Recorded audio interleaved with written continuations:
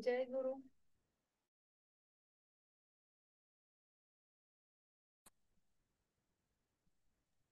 माझा आवाज येतोय का ऐकायला? हो येतोय. हा. ते प्रीवियस मीटिंग थोडी 1 मिनिट उशिरा संपली ना, तर इथे लॉग इन करताना मग 1 मिनिट डिले झाला.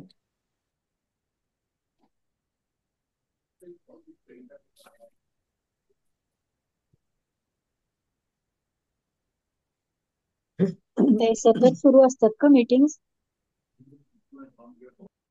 आमचा क्लास असतो याच्या आधी, तुमच्या आधी. तर अच्छा. आमचा क्लास संपल्यावर मग तुमचा क्लास चालू होतो सेम मीटिंग मध्ये. तर ती हो झूमची फ्री असते ना मीटिंग, तर आधी हो हो हो. थोडासा 1 मिनिट उशिरा झाला. Okay okay. माझा आवाज बरोबर येतो का? ऍक्च्युली मी मायक्रोफोन चेंज केला तर मला रिअलाइज झालं गेल्या वेळेला माझा खूप लाऊड येत होता आवाज. आता बरोबर नाही येतोय? व्यवस्थित लाऊड आहे? व्यवस्थित. हो हो येतोय येतोय येतोय येतोय. येतोय येतो. ओके. ओके, आपण पुढे करूया सुरू. मी म्यूट करते सगळ्यांना. आता हे ज्या लोकोक्ती करतोय त्यातल्या शेवटच्या 3च लोकोक्ती उरलेल्या आहेत, तर त्या आपण संपवूया. न चेतवताम वृत्तीभयम आपलं हे झालेलं आहे वाटतं. तरी पण पुन्हा करते की चैतन्यशाली जीवाला पोटाची चिंता नसते. मी आता त्याचा थोडासा आशय टाकलेला आहे, म्हणजे तुम्हाला कळण्यासाठी. तो आता फायनल पीपीटी मध्ये नसेल, पण मग मला एक्सप्लेन करायला चांगलं जातं म्हणून मी टाकलाय तो, की जो तरुण स्वतःच्या जो कामसू असतो, जो त्याच्या स्वतःवर ज्याचा विश्वास असतो किंवा स्वतः जो काम करू शकतो, त्याच्या स्वतःच्या कर्तृत्वावर ज्याला विश्वास असतो, तो त्याला उपजीविकेसाठी कधी संघर्ष करायला लागत नाही. आता इथे संघर्ष याचा अर्थ काय? की म्हणजे मेहनत नाही. संघर्ष म्हणजे त्याला असं कधीच मिळणार नाही, उपाशीच राहील असं असं होणार नाही. त्याला ते मिळेल, कमी का होईना मिळेल. पण इथे संघर्षाची परिभाषा वेगळी आहे थोडी. संघर्ष म्हणजे त्याला असं खूप हे नाही करायला लागणार, इतका आटाटोप नाही करायला, त्याला मिळत जाणार ते. असं त्याचं कारण त्याला त्याचे जे गुण आहेत त्याच्यावर त्याचा विश्वास आहे, किंवा तो स्वतःच्या पायावर उभा आहे हे कॉन्फिडेंटली करू शकतो, असं त्याचा अर्थ आहे. न सिंचती पुष्पार्थी शुष्क तरुण. न म्हणजे नाही, सिंचती म्हणजे सिंचन करणे, म्हणजे पाणी घालणे. पुष्पार्थी, पुष्प अर्थी म्हणजे ज्याला फुलाची अपेक्षा असते असे असा. म्हणजे आता कसं परीक्षार्थी म्हणजे काय, ज्याला परीक्षा द्यायची असते किंवा he is looking forward to give exam असं. शुष्क तरुण, शुष्क म्हणजे सुकलेला, तरु म्हणजे झाड. आता हे सगळं जुळवून त्याचा अर्थ असा होतो की जो फुलाची इच्छा धरतो तो वाळलेल्या झाडाला कधीच पाणी नाही घालणार. आता याचा अर्थ काय आहे की जिथे तुम्हाला माहिती आहे की जिथे तुम्ही मेहनत करून तुम्हाला हवं ते जे फळ हवं आहे ते मिळणार नाहीये, मग तिथे कशाला आपण जाऊन पुन्हा पुन्हा त्या ठिकाणी ती मेहनत करा, वाया जाणारच ना. कारण आपल्याला माहिती आहे की नाही बाबा, आपल्याला इथे काही पण करा नाही मिळणार. आता फॉर एक्झाम्पल एखाद्या नात्यामध्ये असेल, तुम्हाला माहिती आहे की त्या नात्यात कटुता आलेली आहे, तुम्ही कितीही काहीही केलं तरी ते नातं काही पुन्हा सांधलं जाणारच नाहीये. तर मग कधी कधी माणसं ते सोडून जाऊ दे ना, आता काय करतात, आता होतच नाही तर सोडून द्या असंही करतात. किंवा एखादे गोष्ट जर तुम्हाला अभ्यासात किंवा काही याच्यात, काही मुलांना नाहीच कळत, की ठीक आहे एखादी मॅथ्सची गोष्ट नाहीच कळत, ते खूप मेहनत करतात करतात की नाही बाबा याच्यात वेळ वाया घालून चालणार नाही, आपल्याला तो टॉपिक मॅथ्सचा कळतच नाहीये गणिताचा, मग त्याच्याऐवजी आपण दुसरं जे कळत आहे त्याच्यावर जास्त मेहनत करू म्हणजे त्याच्यात जास्त मार्क मिळतील. अशाही प्रकारचं त्याचा अर्थ होतो. आता ह्याच्यात प्रयोग जो आहे, रमोपलब्धी ही सरसस्थाने एव संभवती तस्मात दुच्यते न सिंचती पुष्पार्थी शुष्कतरु. म्हणजे रम म्हणजे आनंद फक्त योग्य ठिकाणीच प्राप्त होतो. म्हणजे जिथे तुम्ही मनापासून कराल त्या ठिकाणीच तुम्हाला तो आनंद मिळतो किंवा केल्याचं समाधान मिळतं. मग जिथे तुम्हाला माहिती आहे की नाही मिळणार आनंद, तिथे आपण मेहनतच करू नये, जाऊच नाही. म्हणजे तिथे मग तुम्ही आनंदाची अपेक्षा करत राहणार तर तुमचा अपेक्षा भंगच होणार. ह्या दोन लोकोक्तींमध्ये काही शंका आहेत का? हो हो. नाही. एकच मिनिट हा. हा, बोला. ते सरसंस्थाने आणि तस्मादुच्यते याचं जरा असं शब्द सांगा ना जरा. अरे हो. त्याची विग्रह कसा करणार ते?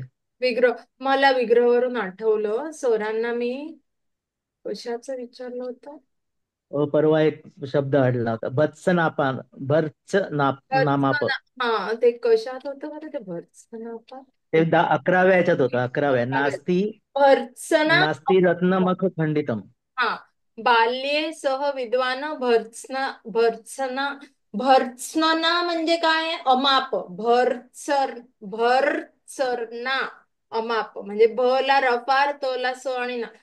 म्हणजे काय? भर्त्सना म्हणजे अपमान, आणि अमाप म्हणजे भरपूर, असा त्या शब्दाचा विग्रह आहे. मग ज्या बालकाला खूप अपमान अ, सहन केला, ज्याने, ज्याचा अतीव अपमान झालेला आहे लहानपणी, तो विद्वान होतो. म्हणजे याचा ह्याच्यात भर्त्सना म्हणजे काय? अपमान म्हणजे त्याने खूप म्हणजे लहान मुलाला कसं तुम्ही घडवता ना, म्हणजे लहान मूल घडतं कसं? जे आजूबाजूच्या परिस्थितीने किंवा आई वडील सांगतात ते. मग कधी कधी ते चांगल्या गोष्टी सांगतात, किंवा कधी कधी ते त्याचा अपमानही होतो, किंवा त्याला खूप हाल, अपेष्टा, यातना पण कधी कधी खूप भोगलेल्या असतात काही मुलांनी. त्याच्यावरनं ते ते तो रत्नासारखा उजळून निघतो, असं त्याचं अर्थ आहे. हा, वासंती ते हो, बोला. तो मराठीमध्ये तो निर्भत्सना त्याच्यावरूनच निर्भत्सना आला का असेल. ताई? हा, हा, correct. निर्भत्सना. म्हणजे तो असं खूप असं. आणि ताई पण अ, बोला.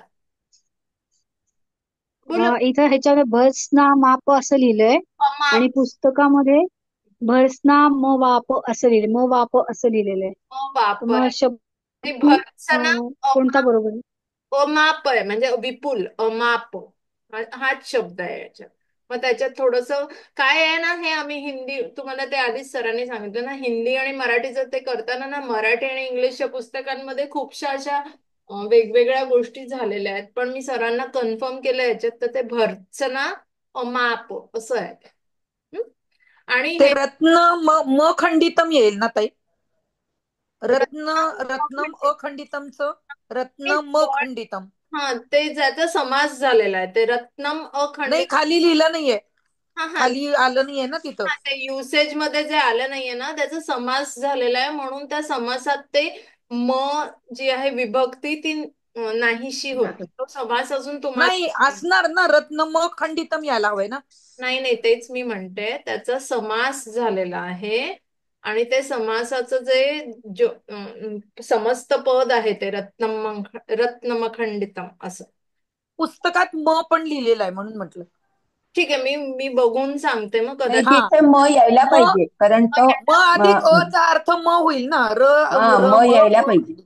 हा. हा रत्न म खंडितम असंच यायला. हा, नाही म अधिक अचा मच येणार. नाही, हो, ते यायला ते पाहिजे. आहे, ताई, तुम्हाला अजून समास झालेले नाही आहेत.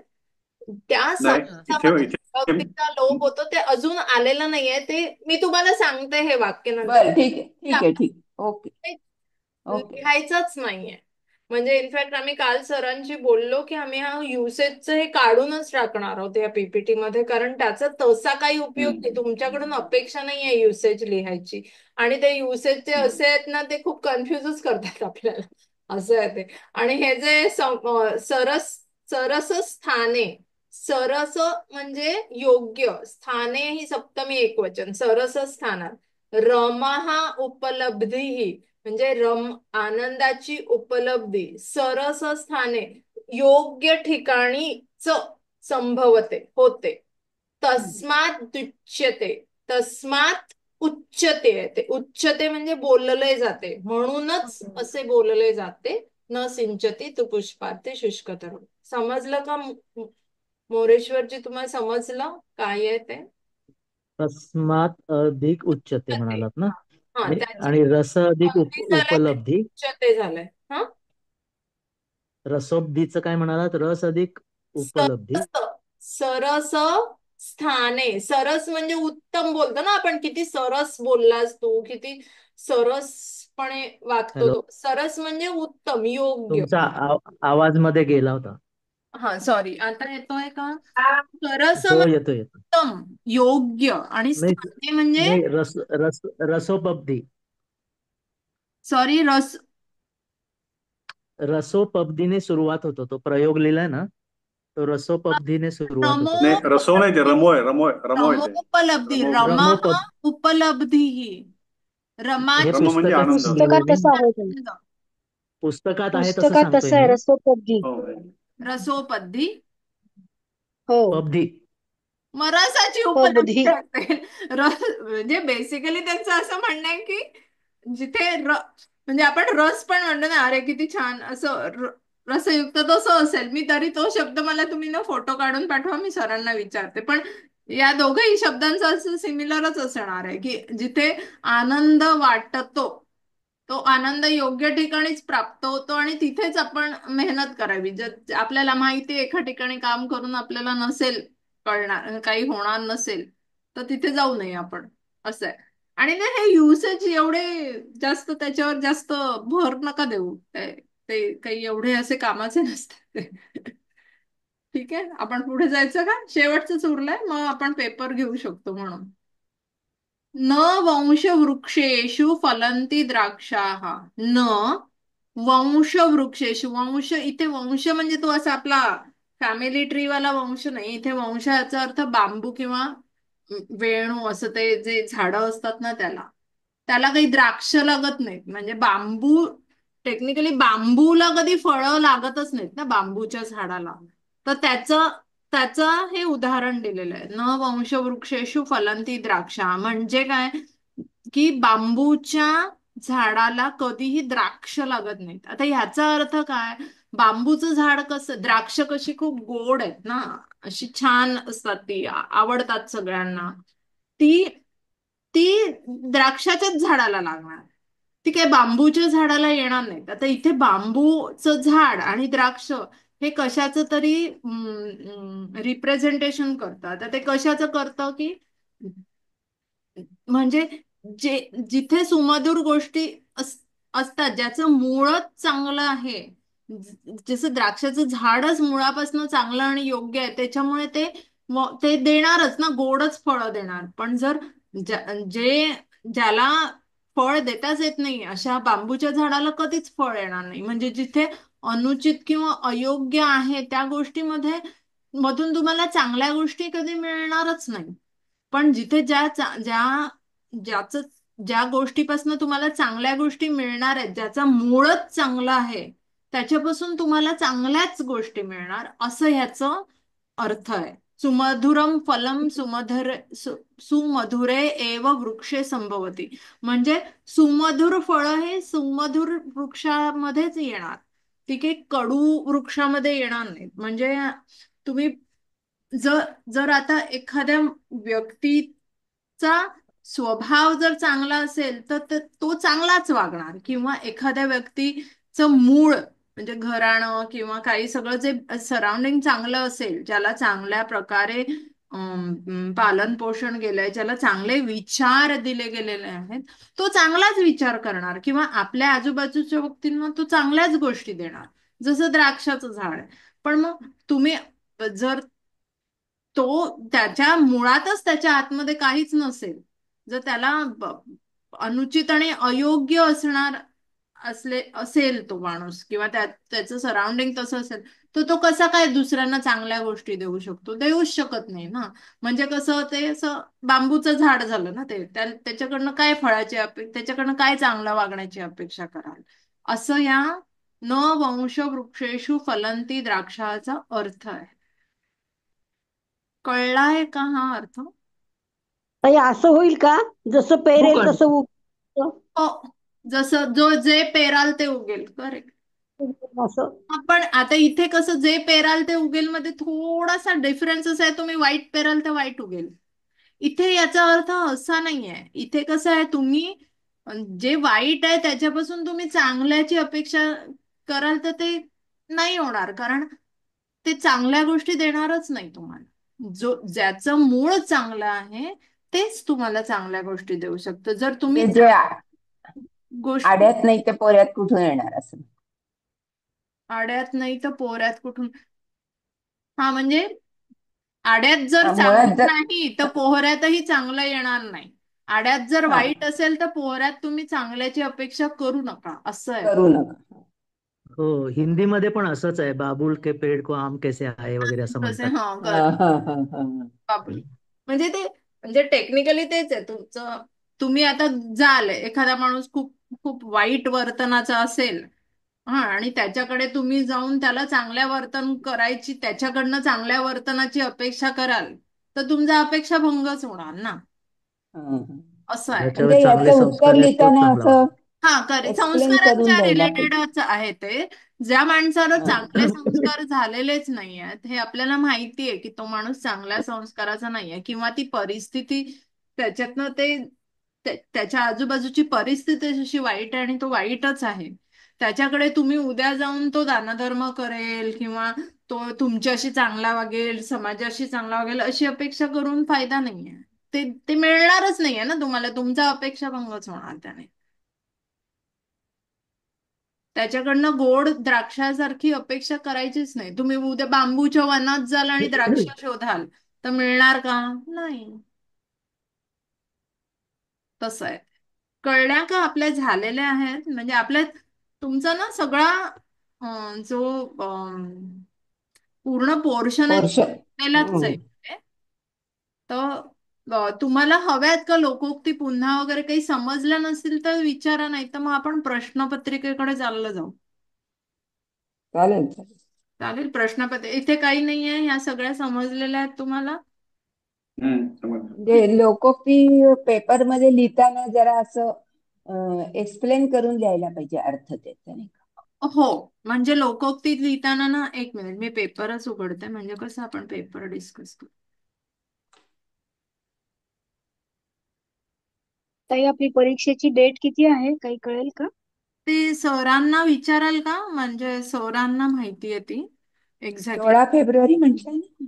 पुढच्या महिन्यातच आहे ती म्हणे सर, पण मला हो, 16 फेब्रुवारी सांगितलं. हा, 15, कारण हो आमची का, फिक्स? तेव्हाच आहे तर तुमची तेव्हाच असावी. शनिवार रविवार असते. ओके. हॅलो उन्नती, एक मागचा पेज लोकोक्तीचं जरा दाखवणार का, लोकोक्तीचं? एक मिनिट हा, दाखव. कारण मी जरा उशिरा घेऊन जाईल. काही हरकत नाही. कुठलं बघायचंय? आता आताच मागचं पेज फक्त, आता आज घेतलेल्या पैकी. हे हे नाही, वंशवृक्षेषु फलंती द्राक्षा नाही. हा, ते पण बघायचंय, पण चेतनवतम वयम. हे ना, हे मी माझ्यासाठी टाकलेलं आहे हिरव्यामधलं, ते तुम्हाला नसेल फायनल याच्यात, पण एनिवे त्याचा अर्थ म्हणजे तुम्ही तुमच्या शब्दात लिहायचं. असं ऍक्च्युली काय आहे, हे लिहायचं नाहीच आहे, हे ते युसेजचा अर्थ मी लिहिलेला आहे, कारण मला स्वतःला कळत नव्हता काय सांगायचं म्हणून. तुम्हाला ना युसेज नाहीच लिहायचे हा लोकोक्तीमध्ये, तुम्हाला फक्त ओके, हा फक्त अर्थ. त्याचा अर्थ लिहायचा अच्छा, आणि त्याचा मतितार्थ ओके. तुम्हाला जो समजलाय तो लिहायचा. युसेज आणि त्याचं काही घेणं देणं नाहीये, ते नाहीच लिहिलं तरी चालेल. ते त्यांनी म्हणजे दिलंय पुस्तकामध्ये, पण ते काही म्हणजे असं काही गरज नाहीये ती लिहायची. याच्यात काही डाऊट आहे का तुम्हाला? एकच मिनिट हा. नाही नाही.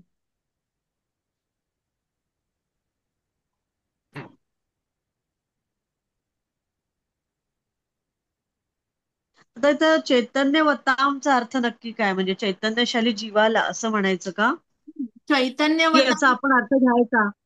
जो एनर्जेटिक म्हणजे चेतना म्हणजे काय? शरीरात आपल्या चेतना असते, आपली चेतना गेली चैतन्य, हा, की नाही, आपण वतांचा मरतात. अर्थ काय, म्हणजे असं काय लावायचं? हा, तर चेतना, चैतन्यवतां. तुम्ही तुम्ही माणूस असल्याची ती भावना आहे तुमच्यामध्ये, चेतना आहे. म्हणजे चेतना सगळ्या झाडांमध्ये पण चेतना असते, पण हा, नाही नाही, पुढचं वतां, सॉरी, जीवाला म्हटलंय ना, चैतन्यशाली जीवाला किंवा हा, जीवाला, तर ते चेतनवता. जीवाला तर आपण समजून घेऊन लिहायचं का असं? हो हो, तुम्ही तुमच्या भाषेत ओके. तुम्हाला जो अर्थ, हे बघा, म्हणजे असंही असू शकतं. मी काय सर काय, आम्ही आमचे पॉइंट ऑफ व्ह्यू किंवा त्यांचं ते गायडन्स देणार. पण काही काही वेळेला बघा, आपण जेव्हा विचार करतो ना, तेव्हा आपल्याही छान छान उदाहरणं येतात डोक्यामध्ये, किंवा आपलं जे तुम्हाला हम्म. समजलेला अर्थ लिहायचा. हं. ओके त्याच्यात ओके. मूळ म्हणजे न चेतवतां मृत्युभयम असं जर एक्झाम मध्ये आलं तुम्हाला, तर तुम्हाला अर्थ तो पहिला लिहिलाच पाहिजे. म्हणजे हे जे वाक्य आहे अर्थावालं, की चैतन्यशाली जीवाला पोटाची चिंता नसते, ते लिहाच. त्याच्यानंतर खालची ओळ असणारे मतितार्थ आणि किंवा तुम्हाला समजलेला अर्थ. ओके. त्याच्यात ना तुम्ही हं. समजलाय ना तुमच्या भाषेत लिहायचं. तुम्हाला या वाक्यामधनं काय वाटलं ते तुमच्या भाषेत लिहायचं. ओके. हा हा. हं? ठीक आहे. थँक्यू. ओके. आणि एक अजून पाहिजे का, बघायचं होतं का? सॉरी. हा बोला.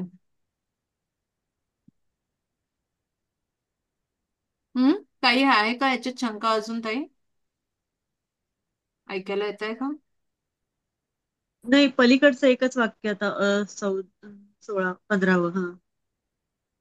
याच्यात काही शंका आहे का? वृक्षेषु फलन्ति राक्षसः. झालं का? काही आहे का हा शंका? हा. नाही ना.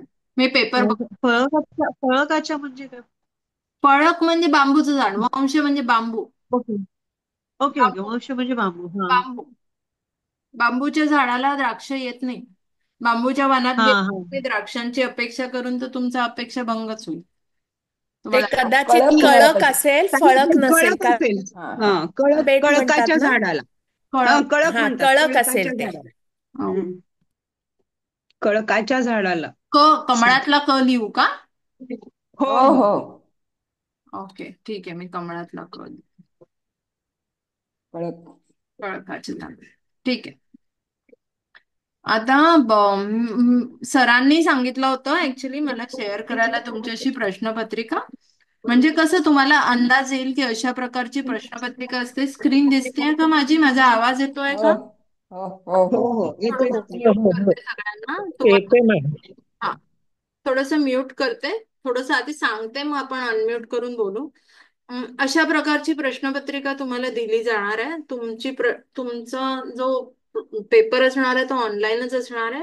सर तुम्हाला सांगतील की जसं आपल्याला बाळबोध मध्ये झालं होतं, 10 मिनिटं आधी पेपर देणार, तसं असणार आहे. ही संस्कृतची प्रारंभाची प्रश्नपत्रिका आहे, 2 तासाची असणार आहे. तर याच्यात पहिला प्रश्न असतो तो तुम्हाला हे सुभाषित दिलेली असतात ही, आणि त्याचा अर्थ लिहायचा असतो. तर तुम्ही तुमचा हिंदी, मराठी, इंग्लिश कुठल्याही भाषेत लिहू शकता. तर हे पुन्हा लिहायची गरज नाहीये तुम्हाला, म्हणजे यस्मिन देशेन सम्मान असं लिहायची गरज नाहीये. पण म्हणजे तुमच्यावर आहे ते कसं लिहायचं. त्याचा मतितार्थ जो तुम्हाला समजलेला आहे तो व्यवस्थितपणे लिहायचा असतो. ह्याच्यात किन्ही दो श्लोकों का अर्थ लिखिए असं लिहिलेलं आहे. तर ह्याच्यात प्रत्येक वेळेला असंच आहे. जास्त प्रश्न दिलेले असतात तुम्हाला, आणि तुम्हाला हवं तेवढं लिहायचं असतं. पण मी तुम्हाला पर्सनली रेकमेंड करेन सगळा पेपर अटेम्प्ट करा. वेळ भरपूर असतो आपल्याला, वेळेची काही चिंता नसते त्याच्यात. आता इथे तुम्हाला सांगितलं 2च श्लोक लिहा ना, तुम्ही 3ही लिहा. त्याचे काय होतं, कधी कधी एखादी गोष्ट श्लोकांमध्ये चला एवढे मार्क नाही जात, कारण तो अर्थ असतो तो. ताई, आवाज क्लिअर येत नाहीये तुमचा. आवाज क्लिअर येत नाही, हॅलो, मध्ये मध्ये डिस्टर्बन्स. सॉरी. आता येतोय का? मी हा, थोडं. आवाज थोडा. हं. आता येतोय का? हा, आता येतो. मी हा, म्हणत आता होते की प्रश्न जे आहेत ना तुमचे, त्याच्यात प्रत्येक वेळेला तुम्हाला ऑप्शन असेल की 3 पैकी 2 लिहा, 15 पैकी 10 लिहा, 11 पैकी. तर तुम्ही ना सगळे लिहा असं मी तुम्हाला सांगेन. कारण त्याने ना काय होतं, समजा एखाद दुसरा प्रश्न चुकीचा गेला तर जो आपण एक्स्ट्रा लिहिलेला आहे त्याच्यातनं आपल्याला बॅलन्स होऊन जातो. आता श्लोकांचा अर्थ तर तुम्हाला जो आहे समजलेला तसाच्या तसा लिहा. ओके. आता इन्हीं 10 वाक्यों का अनुवाद कर. तर अनुवाद करताना तुम्ही 1, 2, 3, 4 आता 12 वाक्य दिलीत त्यांनी, आणि त्यातला 10 वाक्यांचा अनुवाद करायचा. तर 12च्या 12 लिहा, काही फरक नाही. म्हणजे त्यातला काही खूप वेळ लागत नाही ना. आणि 12च्या 12 लिहा. आणि तुम्ही जेव्हा लिहिता तेव्हा ते 1, 2, 3, 4 असं सिरियली लिहा. असं मध्ये मध्ये असं 10वा लिहिला, 8वा लिहिला, 9वा लिहिला असं नका करू. असं छान वाटतं ते असं 1 ते 10 लिहिलेली. भले तुम्हाला नाही आलं ना तर ते सोडून द्या रिकामं, पण मग पुढचं लिहा असं. पण मग 12च्या 12 लिहा. काय होईल, एखादं समजा चुकलं, एखाद्यात अनुस्वार नसला, एखाद्यात काही सप्तमीची विभक्तीचे प्रश्न आले, आपल्याला काही आलं तर दुसऱ्यामध्ये ते बॅलन्स होतं. तर तुम्हाला दुसरा प्रश्न असा असणार आहे, म्हणजे दुसरा म्हणजे इथे दुसरा आहे, पण एक प्रश्न असणार आहे असा की ज्याच्यात तुम्हाला संस्कृत वाक्य दिली जातील आणि त्यांचा तुम्हाला तुमच्या मातृभाषेत अनुवाद करायचा आहे. आता पुढचा प्रश्न आहे, किन्हीं 10 वाक्यों का संस्कृत में अनुवाद कीजिए. आता मी तुम्हाला इथे सांगते बघा, इथे ना इंग्लिश आणि हिंदी अशा दोनच भाषेंमध्ये वाक्य दिलेली असतात. तर त्याची हिंदीतून संस्कृत किंवा इंग्लिशमधून संस्कृत करा. ह्या प्रश्नामध्ये तुम्ही ना तुमचं हिंदी वाक्य आणि इंग्लिश वाक्य दोन्ही व्यवस्थित बघा आणि त्याच्यानुसार अनुषंगाने तुम्ही संस्कृत वाक्य. हिंदी वाक्याचं तर काही लोकांना कळलं नाही, समजा हिंदीत काय लिहिलंय, अरे हिंदीचं नाही येत बाबा मला संस्कृतमध्ये करायला, तर तेव्हा तुम्ही त्याचं इंग्लिश वाक्य बघा कसं होत आहे ते, आणि त्याचा संस्कृत अनुवाद तुम्हाला व्यवस्थित लिहायचा. हे हे जे अनुवाद करतात ना, हे थोडेसे जास्त कठीण असतात संस्कृतचे मातृभाषेत करण्यापेक्षा. इथे तुम्हाला मी जे विभक्तीचे प्रत्यय दिलेत ना, की जे कर्मने, कर्ताने, कर्म को, करण के ने से द्वारा, ते वाला इथे खूप वापरा. आणि ते मुद्दाम मी हिंदीमधनं सांगितलं होतं तुम्हाला, कारण तुमची वाक्य हिंदीमध्येच आहे. तर त्याचं ते ट्रान्सलेशन तुम्ही थोडीशी ह्याची जास्त प्रॅक्टिस करा. दुसरा म्हणजे किन्हीं 4 लोकोक्तियों का अर्थ लिखिए. मग अशी तुम्हाला अशा लोकोक्ती देणार, 5 दिल्या जाणार, त्याच्यातल्या 4 लिहायच्यात. मी सांगेन तुम्ही 5च्या 5 लोकोक्तींचा अर्थ लिहा. पहिल्यांदा लोकोक्ती लिहिली नाहीत तरी चालेल, पण त्याचा अर्थ लिहा जो एका वाक्यात अर्थ असतो तो, आणि मग त्याचा मतितार्थ जो तुम्हाला सुचलेला आहे. मग त्याच्यात तुम्ही मराठीच्या म्हणी घालू शकता, मराठीचे वाक्प्रचार घालू शकता, तुमच्या अनुषंगाने ती जास्त मोठ्या प्रमाणात खुलवून तुम्हाला समजलेला अर्थ उदाहरणं देऊन तुम्ही समजावू शकता लोकोक्तींचा अर्थ. पुढचं आहे शब्दरूप लिहायचं. तर इथे अस्मद किंवा देवचं पूर्ण शब्दरूप लिहायचंय तुम्हाला. तर किंवा दुसरा असतं ते एक तर शब्दरूप लिहायचं असतं, नाही तर मग तुम्हाला ते धातू रूप लिहायचे असतात. हे जेव्हा शब्दरूप तुम्ही लिहिता तेव्हा व्यवस्थित ते टेबल फॉर्मॅट पेन्सिल आणि पट्टीने काढून लिहा. एकवचन, द्विवचन, बहुवचन, प्रथमा, द्वितीया, तृतीया असं व्यवस्थित आधी लिहून घ्या. आणि हे पण लक्षात ठेवा की सर्वनामां. आवाज कट होतोय सारखा. आवाज कट होतोय का? 1 मिनिट मी म्यूट करते. हॅलो, आता येतोय का आवाज? 1 मिनिट. आम्हाला येतो येतोय येतो ना, बदलच नाहीये. येतो. मला येतो. हा. अस्मत् किंवा देवची जी शब्दरूप आणि धातुरूप जेव्हा तुम्ही लिहाल तेव्हा त्याचं टेबल व्यवस्थित आधी आखून घ्या. प्रथमा, द्वितीया, तृतीया, एकवचन, द्विवचन असं व्यवस्थित लिहा आणि मग त्याच्या आतमध्ये, टेबलच्या आतमध्ये शब्दरूप लिहा. म्हणजे थोडा एक ओळ सोडली तरी ते छान दिसतं दिसायला. ह्याच्यात तुम्हाला काही प्रत्यय वगैरे लिहायची गरज नाही, तुम्हाला डायरेक्ट टेबल लिहायचे, त्याचा अर्थ लिहायची गरज नसते. ह्याच्यात प्रत्येक शब्दरूपांचा तुम्हाला टेबलच लिहायचंय. ते देवचं टेबल जे आहे तेच लिहायचंय, शब्दरूपांचं टेबल. तर ते लिखाणाच्या वेळेला आधी आखून घेतलं की त्याचं छान होईल. आता लिख, पठ याचं वर्तमान काळातलं रूप लिहा. इथे वर्तमान काळ सध्या तुम्हाला वर्तमान काळ जो झालेला आहे त्याची रूप मग तुम्हाला प्रथम पुरुष, मध्यम पुरुष, असं लिहा. नाही तर मग चुकून काय होतं, आपण धातुरूप लिहिताना प्रथमा, द्वितीया, तृतीया लिहितो आणि शब्दरूप लिहिताना प्रथम पुरुष, द्वितीय पुरुष लिहितो. त्याच्यामुळे दोन्हींमधला फरक जाणून घ्या आणि व्यवस्थित लिहा. प्रत्येक पानावर त्याचं छान सेपरेट लिहा. गर्दी करू नका, एक ओळ सोडून लिहा. ते खूप दिसायला सुंदर दिसतं आणि समजायला सोपं जातं. प्रश्न क्रमांक 6 आहे, संधी विच्छेद करायचा आहे, जो सरांनी शिकवलेला आहे तुम्हाला. तर याचं काय तुम्हाला डायरेक्ट आहे, म्हणजे संधी लिहा, संधी विच्छेद करा. आता इथे पण बघा, किन्ही दो की संधी विच्छेद करा 3 दिलेत.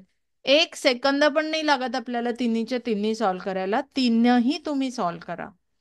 किन्ही दो की संधी की जे उलटा आहे, याच्यात त्याच्यात संधी विग्रह आहे आणि याच्यात संधी करायची आहे.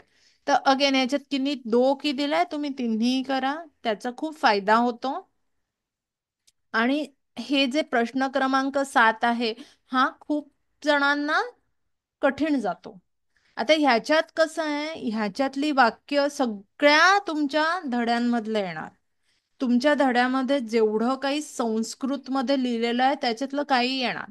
मग ते धड्यातली वाक्य असू दे, सुभाषित मालेतलं वाक्य असू दे, लोकोक्तीतलं वाक्य असू दे, किंवा एखादी काहीतरी ओळ असू दे, सगळी येणार हे. त्याच्यामुळे हे थोडंसं तुम्हाला खूप व्यवस्थितपणे वाचायला लागेल. त्याच्यामुळे तुमचं जे पुस्तक आहे ना, त्याच्यातलं संस्कृतची जी वाक्य आहेत ती फिल इन द ब्लँक्स किंवा रिक्त स्थानों की पूर्ती कीजिए या अनुषंगाने देखील वाचा. हं? हा एक असा शंका तुमचा. विचारू का? हा, बोला बोला.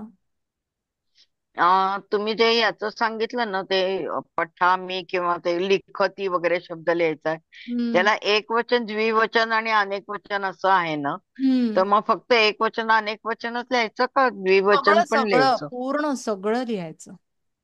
सगळं पठामी, पठावह, पठामह असं. धातुरूप आहेत कुठे ते, त्याला धातुरूप कुठे म्हणतात. ते एकवचन, हा द्विवचन, बहुवचन, प्रथम पुरुष, मध्यम पुरुष, उत्तम पुरुष असा कॉलम छान बनवून सगळं लिहायचं. का साई बरोबर, ओके. 9च्या 9 हवेत ते, नाही तर मार्क नाही कारण भेटत. आपल्याला इथे देताना बरेच ठिकाणी फक्त प्रथम एक वचन हो, आणि अनेक वचनच दिलंय. नाही नाही, तुम्हाला पूर्ण सगळं एक्सपेक्टेड आहे. ओके. हा मोरेश्वर. 4चं मी परत बोलू का? सांगाल का? क्वेश्चन नंबर 4चं. हा, 1 मिनिट. मोरेश्वरजी काय आहे? हो, मलाही 4 नंबरच विचारायचं होतं, ओके. की जे लोकोक्तीचा अर्थ विचारतात तिथे एक्झॅक्ट अर्थ एका लाईन मध्ये आहे, पण मी आहेच. तो पूर्ण तसाच्या तसा समजा न लिहिता त्याला जो अर्थ अपेक्षित आहे पूर्ण विस्तृत मध्ये लिहिणं, ते लिहिलं तरी प्रॉब्लेम नसतो ना, का आहे त्याचा? प्रॉब्लेम नसतो असं नाहीये, पण जो अर्थ दिलेला आहे की नाही, आपण जो एका वाक्यातला अर्थ लिहिलाय तो लिहा, हा असं मी रेकमेंड करेन. म्हणजे असं, कारण तो पहिल्यांदा कसं आपण म्हणतो ना, आता हे याचा अर्थ असा आहे आणि त्याचं माझं मत त्या अर्थाबद्दल असं आहे, कळलं? हा म्हणजे दोन्ही महत्वाचं आहे. हा, दोन्ही महत्वाचे. आता बर, ठीक आहे. हा, म्हणजे निकृती प्रिया ही नीचा असं मी लिहिलं, तर मग मी अर्थ लिहीन की हा, जो निकृती प्रिय आहे, जो दुष्ट माणूस आहे त्याला, जो नीच माणूस आहे त्याला दुष्ट भावना किंवा दुष्टता हीच प्रिय आहे, असं चालेल ना, माझ्या शब्दात चालेल. म्हणजे काही तेच ते पाठ करून लिहायची गरज नाहीये. पण हा जो हा, तेच एक विचारलं. लाईनचा अर्थ आहे ना, तो मी, ठीक आहे, हा थोडीशी वाक्य प्लस मायनस चालतात, पण म्हणजे मी असं लिहिणार मग, निकृती प्रिया ही नीच. आता ह्याचा ऍक्च्युली आपण जो दिलेला आहे अर्थ तिकडे म्हणजे पीपीटी मध्ये, तर नीच माणसाला नीच माणसाची आवड दुष्कर्मातच. आता नाही लक्षात राहिलं तर तुम्ही असंही लिहू शकता, अर्थ इज इक्वल टू नीच माणसालाही दुष्कर्मच प्रिय असतं. कळलं? असं लिहू बरोबर. शकता. Okay okay. पण मग ते एक लाईनचं जे जो एकदम कोअर मतितार्थ आहे तो लिहा, मग अर्थ मोठा, खूप मोठा अर्थ दे की हा, मग नीच माणसं असतात ती नीचच काम करतात, नीच माणसांना कधी चांगलं काही करा ती त्यांना असं चांगलं काम करताच येत नाही, किंवा त्यांच्यावर कोणी उपकार केले तरी ते त्या उपकाराची परतफेड ही नीच वागणुकीनेच देतात, ते कपटप्रिय हो असतात.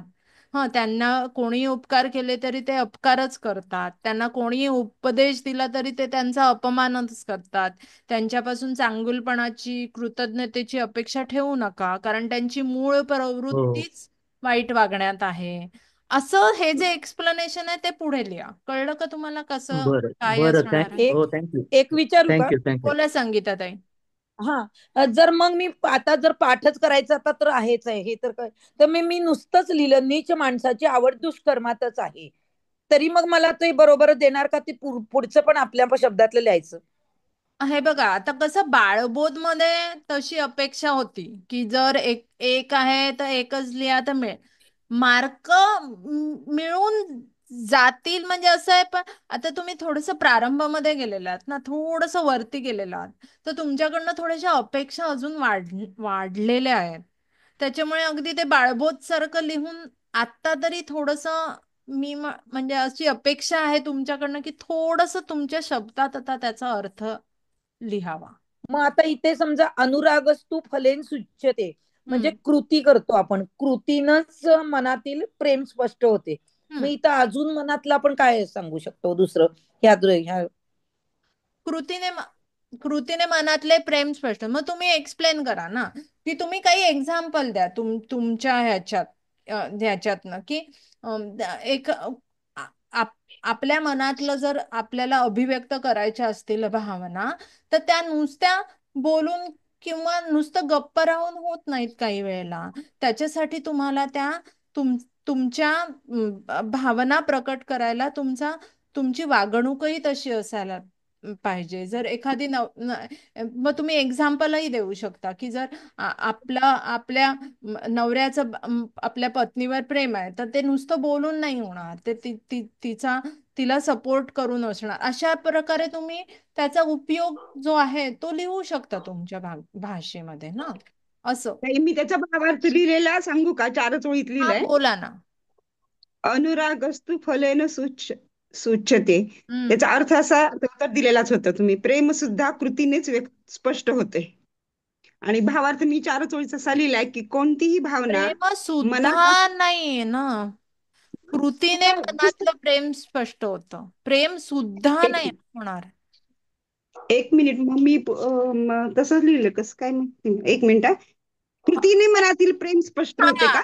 हा, कृतीने मनातील म्हणजे प्रेम सुद्धा नाही म्हणजे ठीक आहे, म्हणजे बरं बरोबर आहे, बरं पण बरं ते थोडस मला मराठी चुकीचं वाटलं की तुम्ही. बरं, ऐका की, हा, कृतीनेच प्रेम स्पष्ट होते का? मनातील प्रेम कृतीनेच स्पष्ट होते असं का?